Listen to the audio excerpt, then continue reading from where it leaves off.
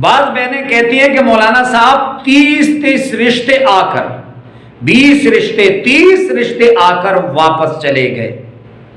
اب تو اتنا خوف آتا ہے کہ دل یہ کہتا ہے کہ جو بھی رشتے آئے گا آپ کو کوئی پسند نہیں کرے گا اور وہ واپس چلے جائیں گے.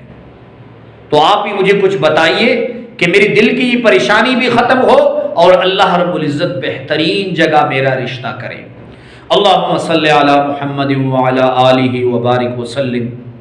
لاکھوں کروڑوں درود و سلام امام الانبیاء شافع محشر محمد مصطفیٰ احمد مجتبیٰ صلی اللہ علیہ وآلہ وسلم اور ان کی آل طیبین طاہرین پر. تو میرے بھائیوں اور میری بہنوں، جس طرح ایک بہترین صحت کو جب نظر بد لگتی ہے تو وہ انسان بیمار پڑ جاتا ہے، اور جب بہترین عمارت یا بلڈنگ بنی ہے کسی کی نظر اس پہ لگ گئی، اس کے اثرات پڑ جائے تو یقین مانیے بہترین مٹیریل سے بنی ہوئی بلڈنگ وہ بیچ میں کریک پڑ جاتے ہیں. اس میں نظر بد اتنی سخت چیز ہے.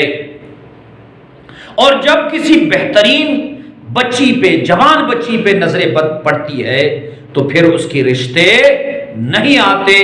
جو لوگ آتے ہیں رشتے کے لیے ان کو اس بچی کے چہرے میں کوئی کشش محسوس نہیں ہوتی.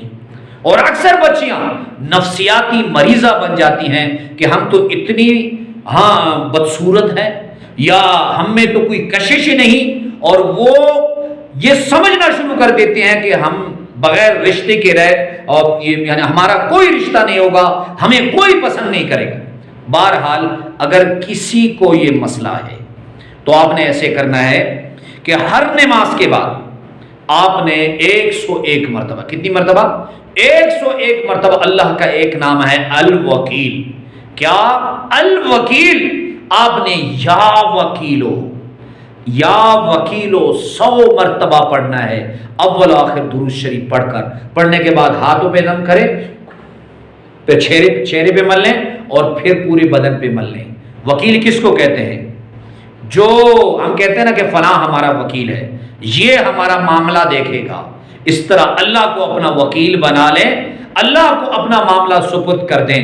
جب بھی آپ یا وکیلو پڑھے تو تصور یہ کریں کہ اللہ آپ ہی میری وکالت کر لے، آپ ہی میری وکالت کر لے، آپ ہی میرے معاملات کو سنبھال لیں. اور اللہ رب العزت حسبنا اللہ و نعم الوکیل، اللہ رب العزت ہمارے لیے کافی بھی ہے اور ہمارے لیے بہترین وکیل بھی ہے. اس عمل کی آپ کو اجازت ہے. ایک مرتبہ کمنٹس باکس میں درود شریف صلی اللہ علیہ وآلہ وسلم لکھ لیں. اللہ ہم سب کا حامی و ناصر ہو. وآخر دعوانا ان الحمد للہ رب العالمین.